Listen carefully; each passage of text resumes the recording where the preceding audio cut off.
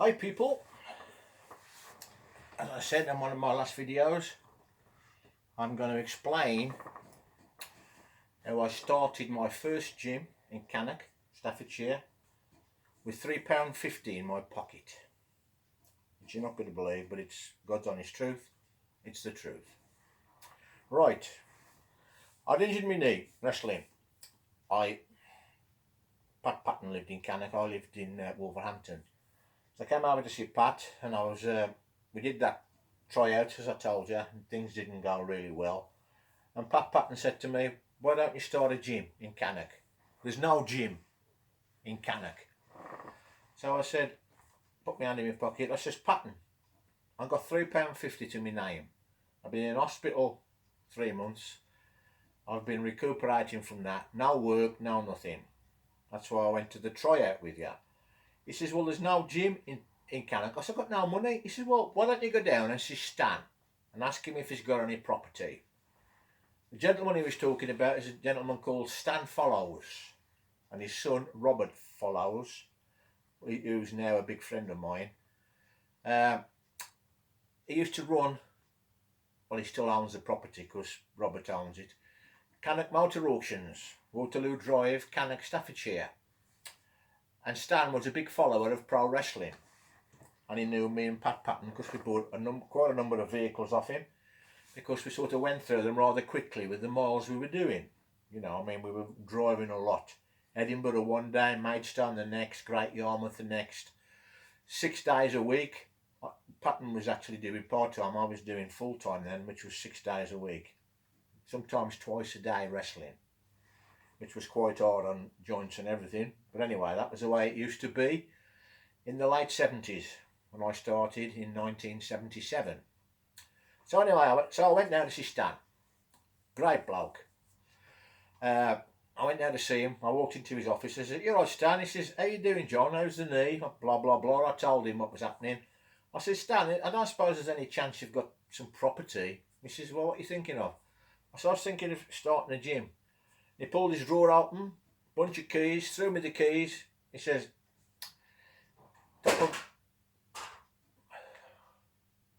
you hear that there? Someone just crashed behind, but forget it. I don't know what it was, but someone fell over. Anyway, so he gave me these keys. I went to this property on the Walsall Road, right by the ABC cinema that was there at the time.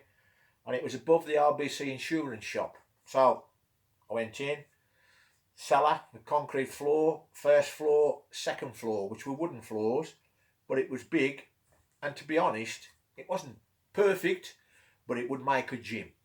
So I went back down to Stan. I saw him. I said, "Great, Stan." I says, that's, it would actually would work like. And I says, "What are you looking for at rent, He says, "Just do it. Don't worry about the rent, mate." So there I got the property for free. For a period of time anyway, I got it for free, which was amazing. So I went down to told Patton. He says, I said, "Well, I need weights, I need machines, I need blah, blah, blah, everything, right?" I said, "I already got £3.50 in my pocket." He says, "Well, is there nobody you know?" So I didn't know a gentleman called Bob Sunderland. Bless his soul, he's now dead. He died of Alzheimer's, but he was a great into bodybuilding in a big way, and he always supported me. And he owned an hotel on the Pen Road in Wolverhampton called the Glenville Hotel. And it was a big place like. So off I went down to see Bob. Drove up to his place, parked outside. I'd been there a few times before, but I knocked the front door, but no answer. So I walked round the back of the building, and there was a big iron gate and a big iron fence all round the back with a little lich thing. So I went through the gate, started to walk up towards where the door was, and it was like a fair walk to this corner of the building, and I got halfway. I closed the gate behind me, and these two Dobermans come round the corner. I mean big Dobermans with teeth gnashing. I thought, oh shit, I'm dead. And then as they got within about 6 foot of me, two of them roaring, I thought, I'm dead here. Bob stepped from behind the corner and he says, "Heel!" And these two Dobermans stopped dead and sat. because I did know, but obviously in the right at the moment there, I'd forgotten. He used to be in the army. He used to train combat dogs, and he'd always had dogs. But this was amazed me how he stopped them dead, literally 6 feet from ripping my throat out.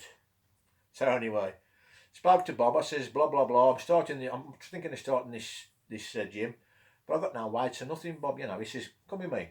Went round the back, big double garage, lifted the shutters up. Stacked in this double garage was weights, all sizes, stacked like that all around the place, right? And bars, everything that was there that was needed, but that was rusty to hell. So, come down in my old Nissan car, gradually moved these weights to the place, took them to the top floor. Bob used to teach welding at the technical college, and he let me a welder, and he showed me roughly how to start welding, and I did, and I practiced a little bit, like got it right. So I got the welder, I got all the weights and everything. Now all I needed now metal, had I? I needed metal to build benches, to build machines, right? Well, I used to work, before I finished working, I used to work at Guy Motors in Wolverhampton, which had closed. It was a heavy goods vehicle place where I used to fit prop shafts and radiators. Of course, they picked me to fit them because they knew I was strong, and some of these prop shaft weighed around 160 pounds. It was a heavy job. So anyway, it's another story which I will elaborate at some other time. So I do tend to wander off on what I'm talking about. Anyway, so I went to the Sky Motors place. It had all closed, but the front part of the place was still open because it was still in the process of finishing off.